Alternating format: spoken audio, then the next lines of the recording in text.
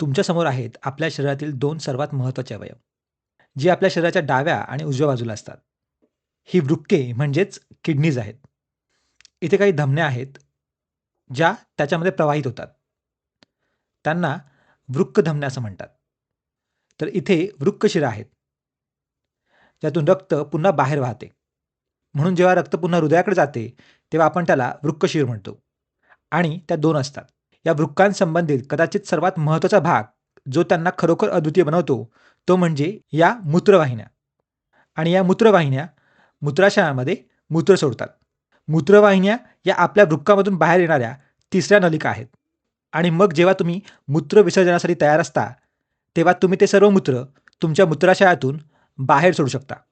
या अशा 3 मूलभूत गोष्टी आहेत, ज्या वृक्कात येतात आणि बाहेर जातात, ज्या तुम्ही लक्षात ठेवल्या पाहिजेत. त्या म्हणजे वृक्कधमन्या, वृक्कशिरा आणि मूत्रवाहिन्या. आता आपल्याला हे अधिक समजून घेण्यासाठी आपल्याला धमनी कशाप्रकारे विभागली जाते ते पाहावं लागेल. धमनीकडे बारकाईनं पाहिलं तर लक्षात येतं की तिला फाटे फुटायला सुरुवात झाली आहे. समजा तिच्या 5 लहान शाखा झाल्या आहेत आणि मग त्यांना आणखीन काही शाखा फुटू शकतात. शेवटी कदाचित आणखीन काही शाखा. या सर्व लहान शाखा इतक्या सूक्ष्म आहेत की त्यांना धमनिका म्हटले जाते. चला आपण या लहान धमनिकेत काय घडते ते पाहूया. जर आपण या लहान भागाला जवळून पाहिले तर तो असा दिसेल. तर ही आहे आपली अभिवाही धमनिका. अभिवाही धमनिका वृक्कधमनीतून येत आहे.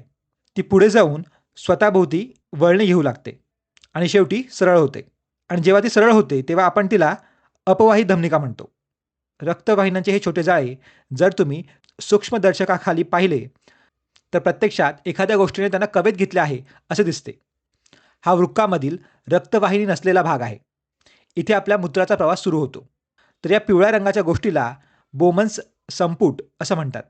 इंग्लंडमधील शास्त्रज्ञ मिस्टर बोमन यांनी जेव्हा सूक्ष्मदर्शकाखाली पाहिलं तेव्हा त्यांच्या लक्षात आलं की जिथे रक्तवाहिन्यांचे छोटे पुंजके आहेत त्या प्रत्येकाच्या भोवती काहीतरी आहे आणि म्हणून त्यांनी त्याला बोमन्स संपुट हे नाव दिलं आणि आपण आजही त्याला तेच म्हणतो. बोमन्स संपुट नेफ्रॉनचा पहिला भाग आहे. तर नेफ्रॉनचा पुढचा भाग खरोखरच नागमोडी आहे, ज्याला समीप संवलित नलिका म्हणतात. कारण ही बोमन्स संपुटाच्या जवळ म्हणजे समीप असलेली एक लांब नलिका आहे. तर नेफ्रॉनच्या पुढच्या भागाला हेनले लूप म्हणतात. हेनले यांनी शोध लावला की वृक्काच्या मध्यभागी नेफ्रॉनचा मागोवा घेतला तर त्यात काही लहान वळणे दिसतील, जी अत्यंत नाजूक वळणे असतात, जी मूत्र तयार करण्यात मदत करतात.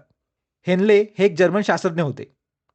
हेनले लूपनंतर इथे आणखीन एक भाग आहे जो खूप गुंतागुंतीचा आहे. जर पहिल्या भागाला आपण समीप संवलित नलिका म्हटलं तर हिला समीप म्हणता येणार नाही. आपण हिला दूरस्थ म्हणजे दूर असलेली, संवलित म्हणजे गुंतागुंतीची नलिका म्हणू. तर ही आहे दूरस्थ संवलित नलिका. आणि शेवटी 5वा भाग म्हणजे संचयी करणारी एक महाकाय नलिका. तर हे सर्व पदार्थ एका संचयी नलिकेमध्ये जातात. इतर दूरस्थ संवलित नलिका देखील इथे येऊन मिळू शकतात. अखेरीस हे सर्व पदार्थ एकाच ठिकाणी म्हणजे खाली मूत्रवाहिनीकडे जाणार आहेत. तर आता आपण पाहिलं की गोष्टी मूत्रवाहिनीकडे कशा जातात. तुम्हाला कदाचित अजूनही प्रश्न पडला असेल की या सगळ्यामध्ये वृक्कशीर कुठे आहे. म्हणजे मी अजूनही अपवाही धमनिका लाल रंगात काढली आहे आणि त्यात ऑक्सिजन आहे. मग शिरेमध्ये रक्त कुठून येते आणि त्याचे उत्तर इथेच आहे. लाल रक्त किंवा ऑक्सिजनयुक्त रक्त नलिकेच्या या सर्व भागांवरून वाहताना दिसते. समीप संवलित नलिका, हेनले लूप, दूरस्थ संवलित नलिका आणि संचयी नलिका या सर्व भागांना उत्तम रक्त मिळते. आणि मग शेवटी ते सर्व रक्त एका वृक्कशिरेमध्ये जमा होते. तर हे आहे रक्तकेशिकांचे लहान जाळे, ज्याला परिनलिका देखील म्हणतात. रक्त वृक्कधमनीतून आत येते, मग अभिवाही धमनिकेत जाते, पुढे अपवाही धमनिकेत आणि त्यानंतर परिनलिका रक्तकेशिकांमध्ये आणि शेवटी वृक्कशिरेमध्ये जाते. आणि ही पिवळ्या रंगाची जी महत्त्वाची रचना मी काढली आहे तिचे 5 भाग आहेत. या 5ही भागांना एकत्रितपणे नेफ्रॉन असं म्हणतात.